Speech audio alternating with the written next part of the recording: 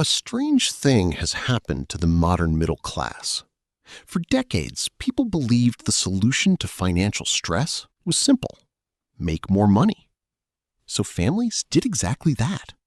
One income became two. One career became two careers. One commuter became two exhausted people sitting in traffic every morning, trying to hold together a life they barely have time to enjoy. And somehow, despite earning more than previous generations ever did, millions of households still feel financially cornered. Not poor on paper, not irresponsible, not reckless, just constantly stretched. The modern couple earning $120,000 a year often feels more fragile than a single-income family from 50 years ago. That sounds insane. But once you see why it's happening, you start noticing it everywhere. You see it in the parents who both work full-time but still panic when the water heater breaks. You see it in households making six figures that somehow have credit card debt. You see it in couples who barely spend time together because every waking hour is dedicated to maintaining a lifestyle that already consumes both paychecks. And the scary part is, most of these people did everything society told them to do.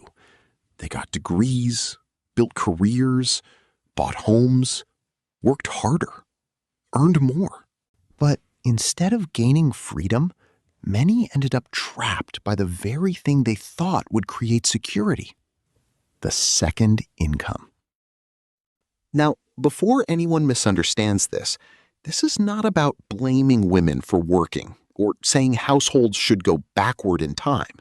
This is about understanding what happened economically when two incomes became the default instead of the backup plan. Because that single shift quietly changed the entire financial structure of middle-class life. Back in the 1970s, most families operated on one primary income. That didn't mean life was perfect. People still struggled. But the structure of the household was fundamentally different. A family usually built its lifestyle around one paycheck. The second adult in the household represented flexibility. If someone lost a job, got sick, or the family hit hard times, there was still another potential earner who could step into the workforce if necessary. That unused earning power acted almost like an emergency reserve. Today, most households already use both incomes just to stay afloat, which means the reserve is gone before the emergency even happens. That changes everything. Because once both incomes become necessary for survival, the margin disappears. And financially, margin is everything. Margin is what allows people to survive layoffs. Margin is what prevents debt spirals. Margin is what turns emergencies into inconveniences instead of disasters. Without margin, even high earners become fragile. And that fragility is everywhere now. Think about the average dual income household. Both people wake up early, both commute, both work full time, both come home exhausted. And because time itself becomes scarce, money starts replacing time. People order takeout because nobody has energy to cook. They pay for convenience because exhaustion makes everything harder in the day. Meanwhile, the biggest expenses in life have exploded. Housing, healthcare, childcare, education. These aren't luxury purchases. These are the costs of participating in modern middle-class life. And as two-income households became normal, markets adapted accordingly. Housing is the clearest example. When banks realized households had two incomes instead of one, borrowing power increased dramatically. So home prices rose. Families started competing against other families with two full-time earners, which meant the second income stopped creating an advantage. It became the minimum requirement to enter the game. That's the part people miss. Most families didn't use the second income to become wealthy. They used it to survive rising costs created by a world where everyone else also had a second income. It became an economic arms race. And once families adjusted their lives around both paychecks, they became dependent on both continuing forever.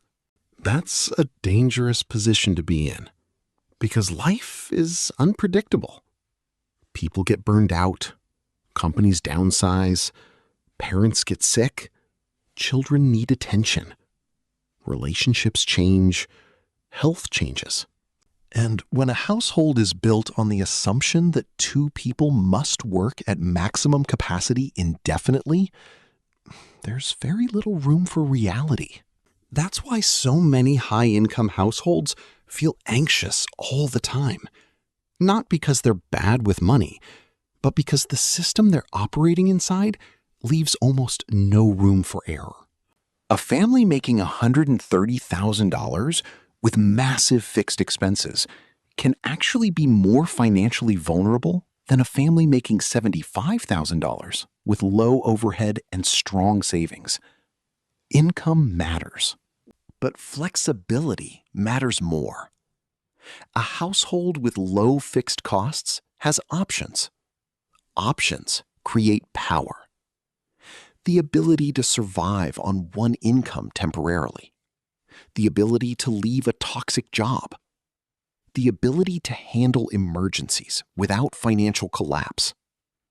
The ability for one parent to step back if necessary. That's real security, not just a high salary number on paper. And this is where many people accidentally trap themselves. Every raise becomes justification for bigger obligations. A larger mortgage, nicer cars, private schools, higher monthly payments, more subscriptions, more financial commitments. But every new fixed expense quietly reduces freedom, until eventually, both people are working not to build wealth, but simply to maintain the machine they created. And the machine always wants more.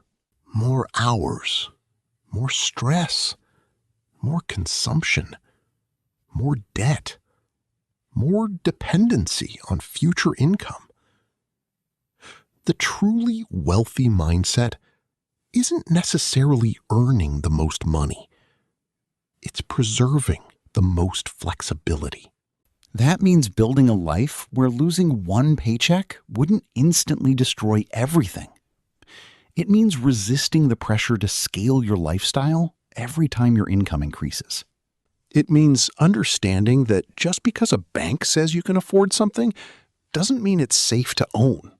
Because banks calculate payments. They don't calculate peace of mind. A lot of people today are technically affluent, but emotionally exhausted. They own expensive homes they barely enjoy, drive cars they're still paying off, work jobs they can't leave, live inside schedules that leave no room for actual living. And underneath all of it is this quiet fear. What happens if one of us can't keep doing this? That question sits in the background of modern life for millions of families. But there is a way out, and it starts with rebuilding margin.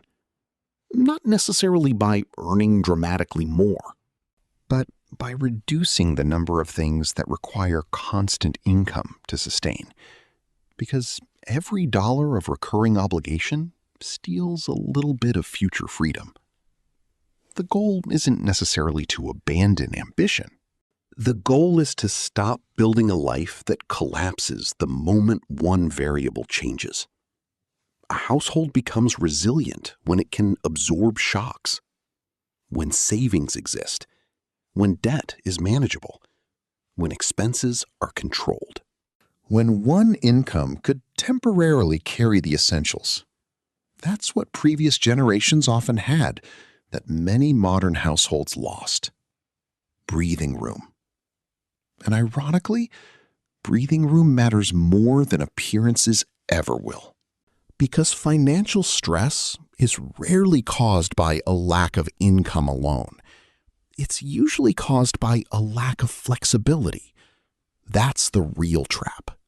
Not low earnings, dependency. The moment both incomes become mandatory just to sustain normal life, the household stops gaining leverage and starts losing stability. And once you understand that, you start looking at money differently. You stop asking, how much can we afford? And start asking, how much freedom does this cost us? That question changes everything.